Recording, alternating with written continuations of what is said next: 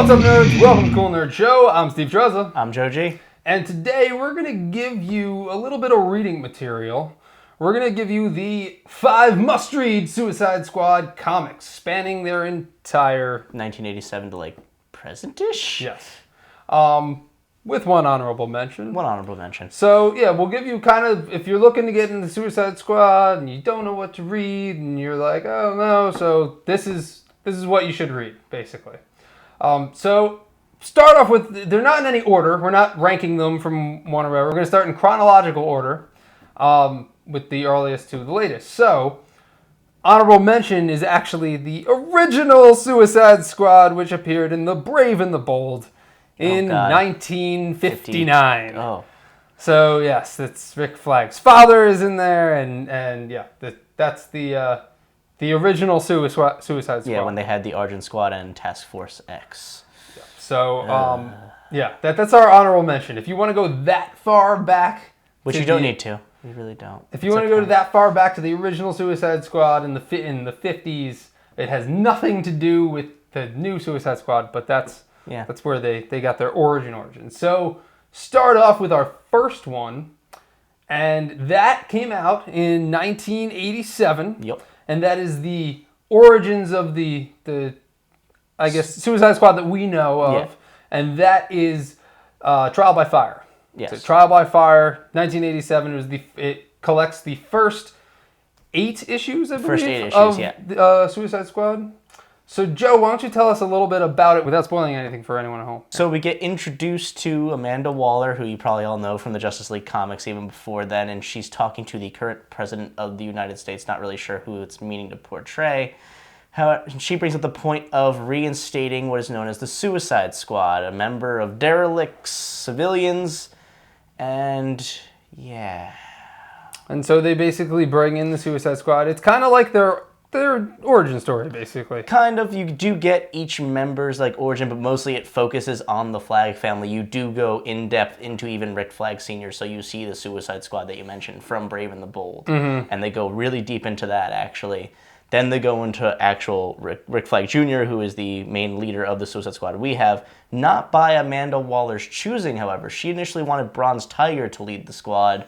However, the Army insisted, if you're going to do this, we want one of our guys there, and he's the best man for the job. So you got Bronze Tiger, you got Rick Flag, you've got Deadshot. Enchantress. You got Enchantress, you've got Captain Boomerang, and then you have a couple little throw-in characters here and there. Yeah. That we see.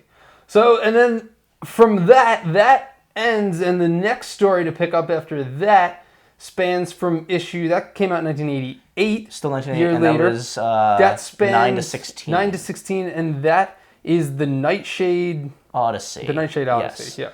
And throughout that, it becomes more about superheroes at the time finally discovering out the Suicide Squad, because they're like, wait, we put these guys behind bars. How are they getting out? Which, if you don't know, Suicide Squad's promise to the people in their charge are, if you do well, instead of being life in prison, you get time served. You'll be let out. You'll be able to do whatever you want as long as you don't cause trouble again, which, unfortunately, they always cause trouble again.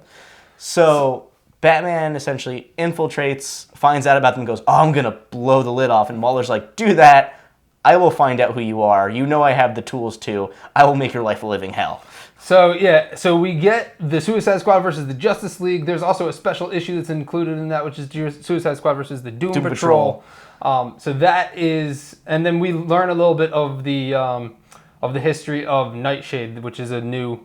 She becomes a new member. Right? She was in from the first volume. She's one of the original members. Okay. She stays through the team, and so the government essentially promises the Suicide Squad, in addition to time served, they each get their own certain mission that they can carry out, or a secret that can be kept from the rest of the world and the other members. For Nightshade, it's rescuing her brother from a spirit known as the Incubus, and so her and about 4 other members, a new addition to the team, Vixen, actually also comes with them, and they enter the Metazone trying to rescue her brother from that spirit. Okay.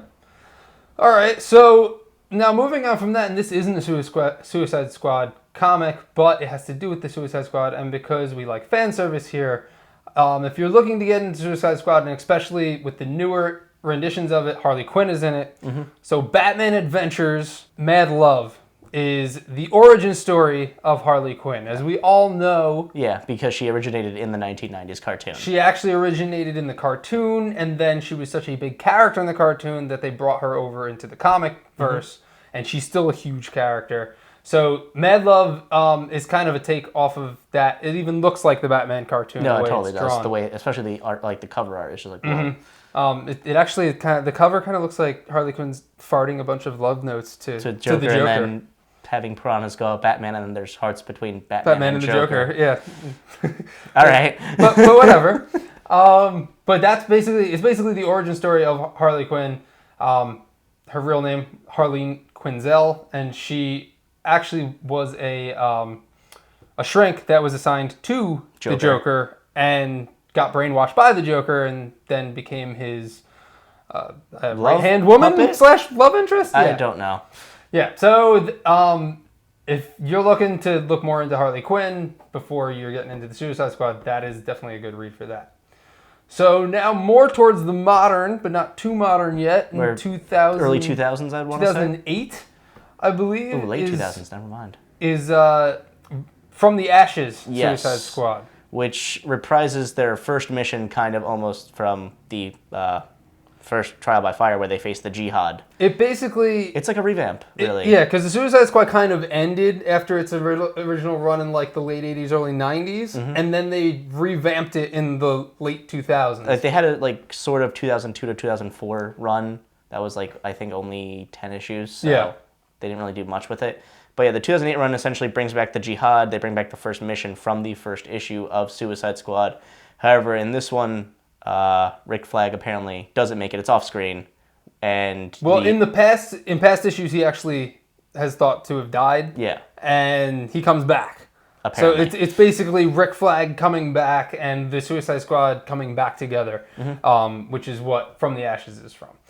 Okay, and now moving to our number 5, our last one that you should read. The New 52 takes a stab at the Suicide Squad, and this is the version of the Suicide Squad that most people are familiar with, mainly because of the movie and just because the it's team more modern structure's characters. almost the exact same as it. Yeah. Yeah. And Amanda Waller actually leads the team in this. It's Kicked in the Teeth is actually the name of the.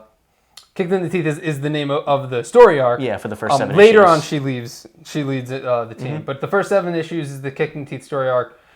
It's again kind of another origin story of the Suicide Squad. Yeah. This time with a new team. Now we're getting where they try to really humanize the villains, especially in the first issue. You learn everyone's reason for getting arrested in this one, and it's all oh, feel sorry for us, we're victims. I'm like, no, you're not. You're homicidal sociopaths. that's the whole point of your characters. Yeah. And Waller's different too. She's actually an attractive woman. Yeah, I was before she was just kind of a huge Amanda Waller, this big. And now the Waller's this skinny supermodel body looking 20-year-old, and I'm like, wait, what? And she's smiling all the time. She smiles. Yeah, complete 180 on the character. Yeah. But now this is the squad that everyone kind of knows of, where we have Harley Quinn. You have Harley Quinn, you have Deadshot. Deadshot's always in it, but we have him. And then you start to get Killer Croc and what is that guy? King Shark. King Shark. Yeah. Well, who's the guy who shoots fire? I always El Diablo. El Diablo. Yeah. So we get that kind of squad, and that's more than the New 52 version. Yeah. So if you read this and you get introduction to that, and then you like that, then you should kind of follow up with that. But anyway, that is our suggestions for if you're going to look to get into reading for the Suicide Squad. Check them out, and make sure to check out all of our other videos over on our segment. Like, favorite, and subscribe if you haven't, and we will see you guys over on our channel. For more nerd videos like this one, be sure to subscribe to our channel and follow us on social media.